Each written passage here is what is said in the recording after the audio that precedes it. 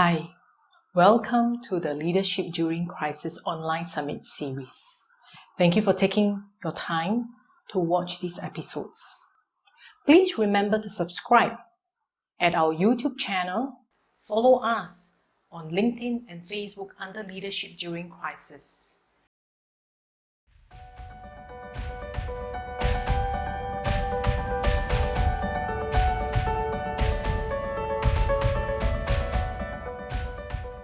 How has the HR recruitment landscape changed since the onset of COVID-19? There has been a massive sort of lessening of recruitment in the market. So if you look at the data on how many jobs are available through sources like LinkedIn, you can see that there are less vacancies to apply for. However, there are some occasions when a company would still need to recruit. So obviously, if an important member of staff moves on, then that role would need to be replaced. We've also seen a bit of growth. So for some businesses, they have had strategic plans to pivot their business or grow in a certain direction. And that's actually still an important strategy for them. Just got off the phone this afternoon to a client whose structure has kept them relatively untouched by the turbulence of the last few months. They happen to do quite a bit of work into the tech sector. They happen to have diversified their business into more of an integrated offering. So they basically become a little bit more recession proof because they've got lots of touch points as to how revenue comes in. You mentioned that a lot of them are pivoting and maybe looking at some new skill sets. Have you seen a general trend of what other skill sets the companies are actually looking for? We've noticed that the ICT skills, which actually the Singapore government is also very keyed into. But ICT is actually a pretty broad area where we have cybersecurity, we have data analytics, or the digital marketing, or the back-end software development. Which particular area, or it's actually just generally across the board? We see all of those roles still being hired. Yeah. So we work with a few businesses where we actually work on site as their HR team. So we've got a really kind of inside understanding of how it's running for those guys, and it's type of product that they need to deliver, and it's the way that their business is funded, which means all of those skills are still being hired. I see. So now then, if you are someone who has probably heed the government's tips about developing your ICT skills, what would be your 3 tips for them to succeed in an interview to get a job within this particular field? There are some great government initiatives for people who are not skilled in ICT. There is the Tech Skills Accelerator from IMDA, where they partner with businesses to build digital analyst skills. There's just been a program called 21st Century Digital Analyst by a company called Sparkline, where for 3 months they are actually trained in digital analyst skills. And then at the end of that, there is support to help them go out and find a job afterwards. ThoughtWorks runs a program called Jumpstart, which trains mid-career switchers in the skills of computer engineering, computer science, and agile methodology. And there are more. Trent University has a TESA program for engineers as well. So actually, if people wanted to look at how to get the skills on a government-funded initiative, which lasts 3 months, then the great news is in Singapore, there's quite a lot of ways of getting the skills. When it comes to interviews, I think for people who are perhaps interviewing in an area that they've not worked in their whole career, they really need to break their skills down. I always describe it as being like Lego bricks. So we actually help with a few of these Tech Skills Accelerator programs by helping the students to find a job afterwards. And some of them will say, I have been working as an architect and now I'm trained as an engineer. Or I've been working as a baker and now I'm trained as an engineer. So I would say, okay, so what skills have you learned as an architect, right? And there's so many transferable skills, whether that's project management, whether that's negotiating, stakeholder management, how many of these skills that they can bring with them. So I always say to people, like, this isn't a new beginning. This is actually a set of new skills that you put with your old skills, and you have to work out how they can be built up into the new structure. So break it all down into Lego bricks, and you've got 1 Lego brick for project management, you've got 1 Lego brick for JavaScript, and you start to say, well, what do I want to build? So if the job that I'm interviewing for involves how do I put my Lego bricks together to talk about that? So each Lego brick, in a way, if you want to talk about that skill, you could link a little case study in your mind to a time when you used that skill. I built this, or I managed this, or I achieved this outcome. And then every little skill that you've got in your head, you can prepare it with a narrative.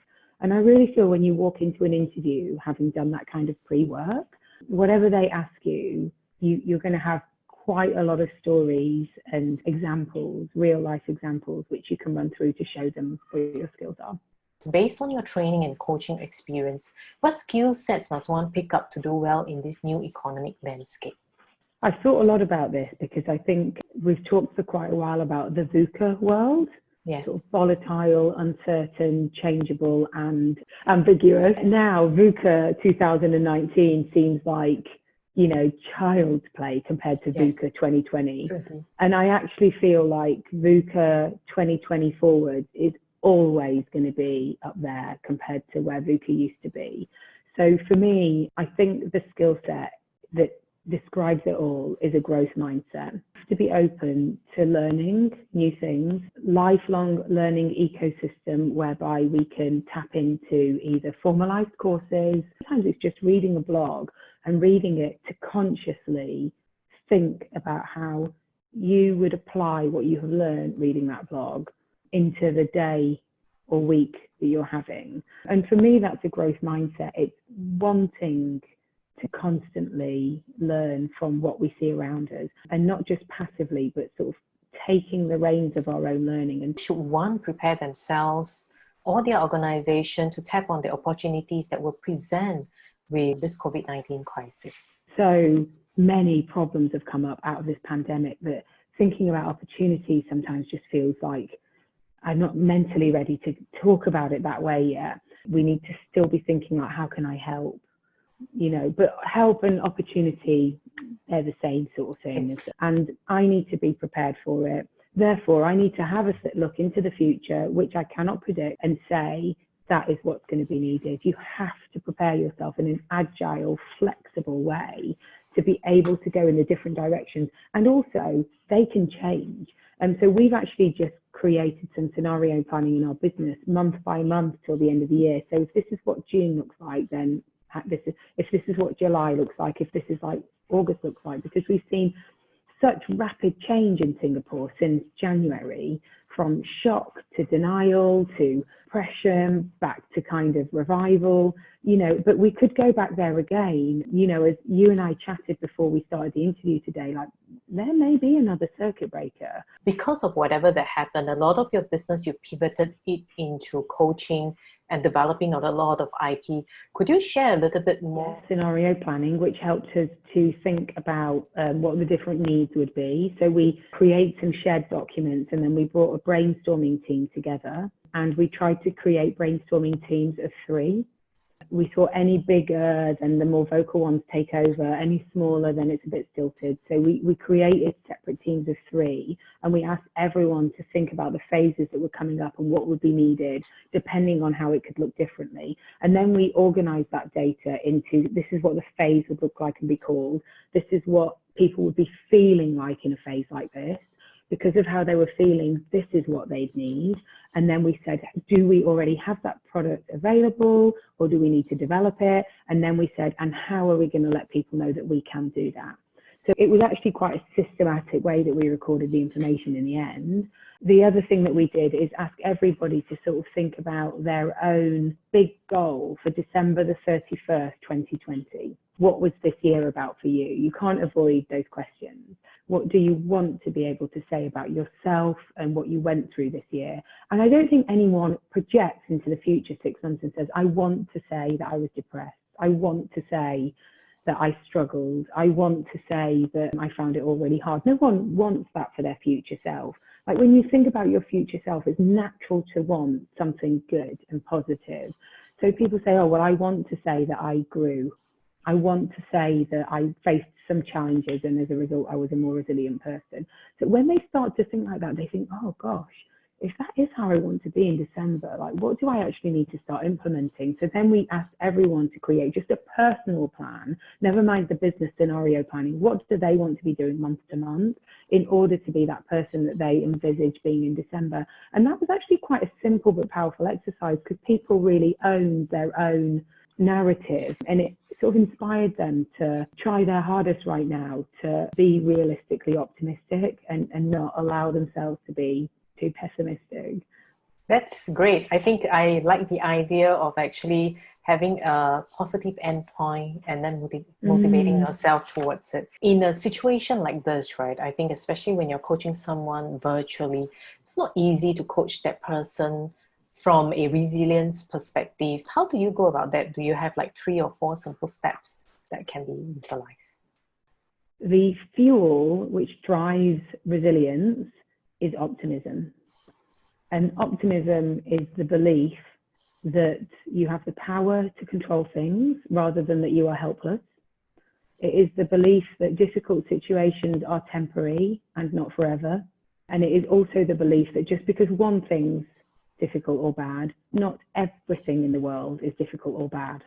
So, definition by Dr. Martin Seligman of optimism is exactly that. That is what optimism is. And when you are in an optimistic mindset, you fuel resilience, because it takes optimism to then combat the mind traps which occur, which eat away at your resilience. And when you're optimistic, you're actually better able to move your mind in the direction where you can make the kind of decisions and perform in the sort of way which is needed right now and which is perceived as a resilient person. Yeah. So do I have a few tips? I would say in order to increase optimism, I think people do need to have a bit of self-care. They need to be able to move their body, go for a walk, have a break, avoid burnout. They could try meditating, which allows them to choose how they respond to situations rather than just react to a situation. So just, gaining that power over the mind. And if they are then able to feel more centered as a person, I think they would feel more optimistic and definitely increase their resilience as a result.